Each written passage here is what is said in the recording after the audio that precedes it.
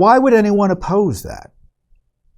Because having dirty names on the rolls, in my view, provides extra wiggle room for those who want to engage in fraud.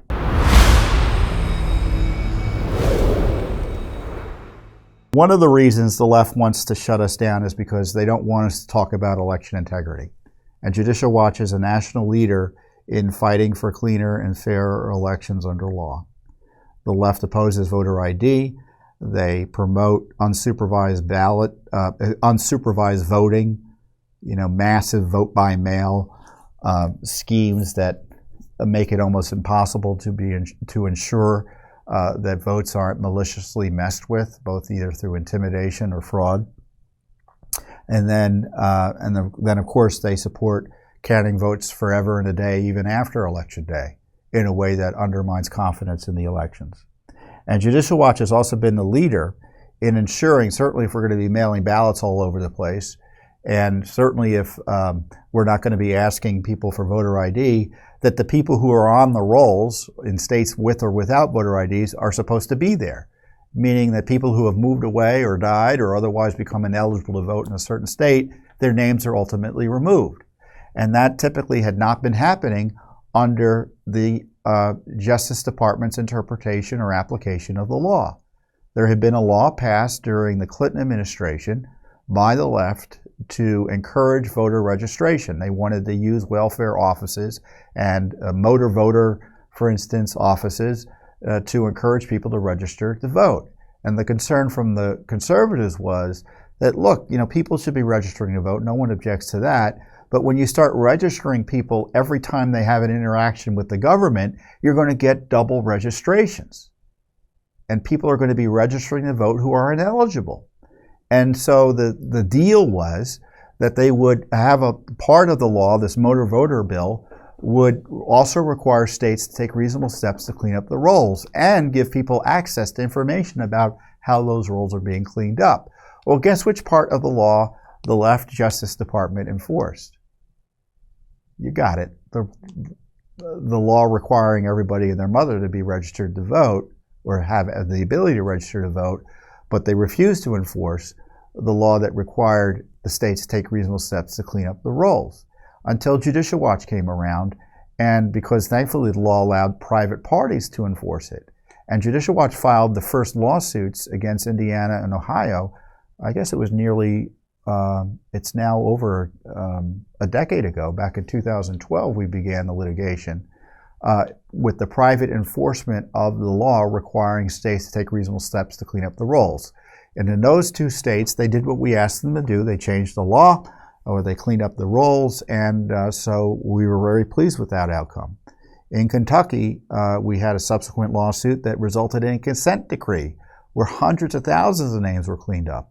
In California, where the rolls were filthy, they hadn't cleaned up the rolls in 20 years, we sued the state and Los Angeles County specifically and settled that federal lawsuit, and Los Angeles County just cleaned up, they confirmed to us as a result of that settlement, 1.2 million names from the rolls. Similarly, in North Carolina, after we sued, North Carolina rushed to clean up about 500,000 names. They cleaned up a bunch of names in Pennsylvania after we filed a lawsuit. We settled because they cleaned up the names and were going to seemingly keep us abreast for further cleanups. Same happened in Colorado. So we were doing the work of the Justice Department to clean up the election rolls. And as a result of Judicial Watch's really heavy lifting over the last decade, it all came to a head really in the last year and a half, where we had several states clean up 2 million names from their rolls, thanks to our litigation. 2 million names. Incredible. And of course, there's still more to be done. The latest batch of numbers related to voter registration lists has been released by the federal government just in the last few weeks. We're carefully analyzing those records to see where else what other states need to clean up their rolls. So more is coming. And as I said, part of the problem is that the states don't want to share information about their voter registration lists and what they're doing to clean up the rolls. And Judicial Watch had filed a lawsuit on behalf of the Illinois Conservative Union against the state of Illinois, the Illinois State of Elections, Board of Elections, and its director, which grants access in order to gain access essentially to their list of registered voters. And it was such a game our clients were having to go through in order to gain access to this list. State officials had refused to allow the nonprofit Illinois Conservative Union and 3 lawfully registered Illinois voters to obtain a copy of their state's voter registration list despite their lawful request for these records under federal law. The state board allowed access to the records but made any meaningful review impossible, requiring the plaintiffs to travel to Springfield, Illinois, which is the capital, during limited working hours and review Illinois' millions of voter records one at a time on a computer terminal with no ability to sort or organize records. So we sued. And we got a settlement. And this is what the judge entered in the settlement. Pursuant to this agreement, defendants, the Illinois government officials, shall provide to plaintiffs the current centralized statewide list of registered voters for Illinois in electronic format and with all fields provided to political committees, including but not limited to fields indicating the registrant's full name, residential street address, email address, telephone number, county, state voter identification number, age of the registrant, and the registrant's status, active or inactive, and the most recent date the entry was changed in voting history for the last 15 elections.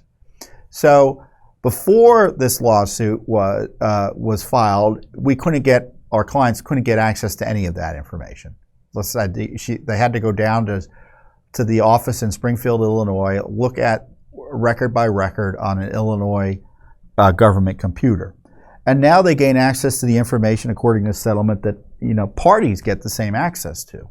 Citizens now can get access to it for the purposes, obviously, of making sure the lists are being properly maintained as the federal law requires.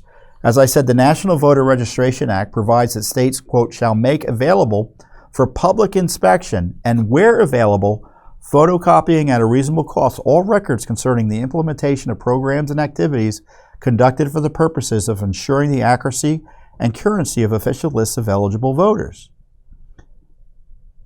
One record, so how does that comport with telling them that they had to look at the records one record at a time during, quote, normal business hours at the State Board of Elections office in Springfield, which was 200 miles from where they live? We argued that those restrictions made a mockery of federal law, as much as there was the equivalent of requiring our clients to wear blindfolds.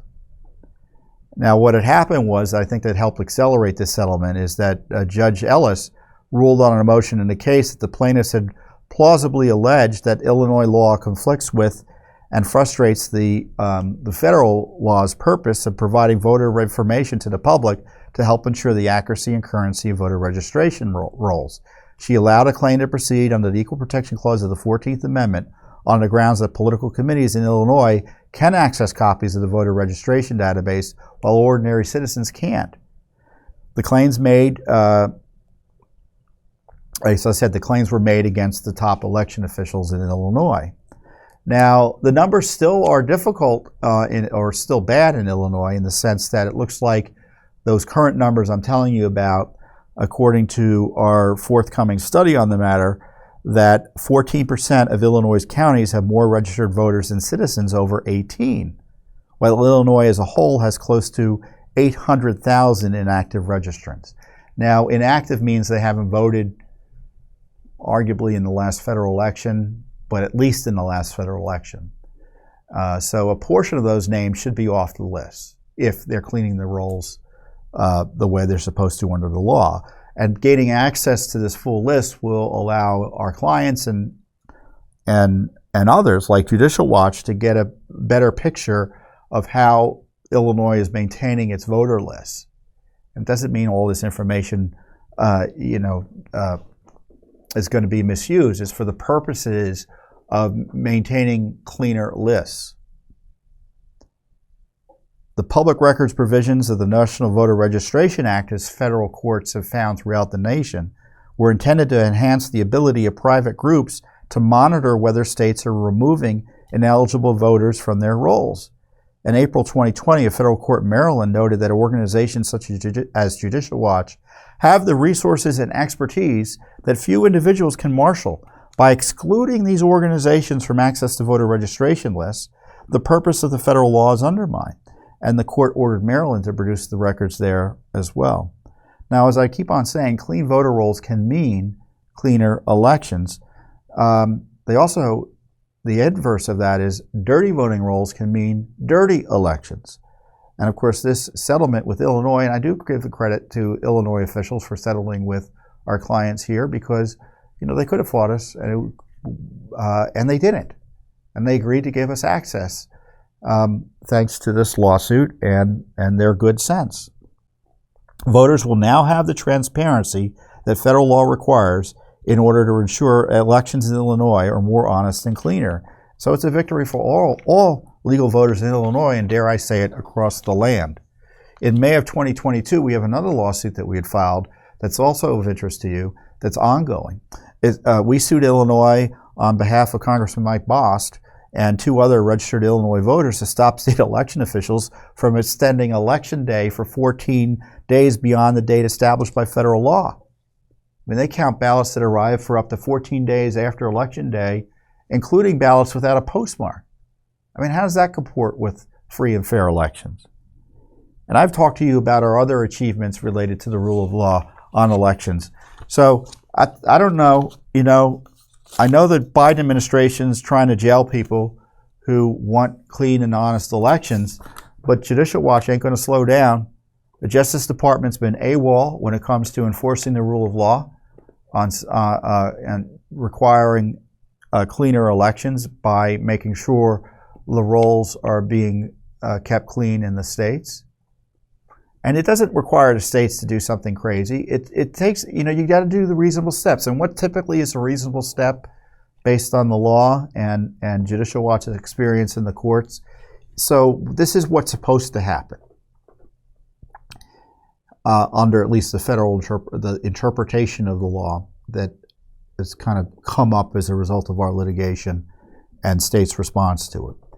So if you don't vote in a federal election, let's say you didn't vote last year in the congressional election, you're supposed to get a card from your election authority, your local board of elections or the state board of elections, saying, hey, you didn't vote, where are you? Now, if you don't reply to that card or otherwise vote in the next two federal elections, so if you don't vote in the 2024 election and if you don't vote in the 2026 election, and you don't tell the state that you want to remain a registered voter, so you're not required to vote, but you got to at least tell the state you're still there, your name should be removed. So that's like let's say 5 or 6 years, practically speaking, until a voter who may have moved is removed. Now, why would anyone oppose that? Because having dirty names on the rolls, in my view, provides extra wiggle room for those who want to engage in fraud. And if your locality isn't doing that, you should ask them why.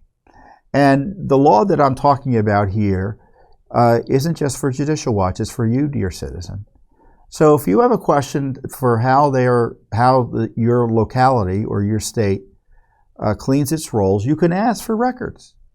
Look up the law that I'm talking about, the National Voter Registration Act. I think it's Section 8I. And you can make a request under law to inspect these records. They may want to charge you for photocopying or something. Well, you can ask the question. And you're asking the question, you should do it respectfully and figure out what the law allows you to ask. Could get some good results. I know from Judicial Watch's experience, us calling attention to dirty voting rolls, it doesn't necessarily mean we have to sue, because some of these jurisdictions say, thank you. We're cleaning them up right now. Thank you for telling us. In Pennsylvania, Allegheny County, we sent a letter saying your voting rolls are out of whack. It doesn't look like you've been cleaning them. And their response was they immediately removed 69,000 names. So who knows? So figure out how to ask the question. It's pretty easy. You can go to our website, look it up, go to National Voter Registration Act information, related to information requests for voter maintenance records. And you can ask the questions directly. But in the meantime, you can bet Judicial Watch is going to do the heavy lifting for you generally in terms of analyzing this information that the states have provided the federal government as to whether or not they're maintaining accurate and clean election rolls as the federal law requires. And if they're not, Judicial Watch will do its darndest within our capacity to follow up and clean the rolls. And I know we will be successful. Why? Because our history shows that when we move and act, rolls get cleaned. 2 million names removed from the rolls in the last year or so. And I suspect, as I said, many more are coming, so we'll keep you abreast as we continue this fight over the next few months into next year. We know time's wasted, and we're moving quickly. Thanks for watching. Don't forget to hit that subscribe button and like our video down below.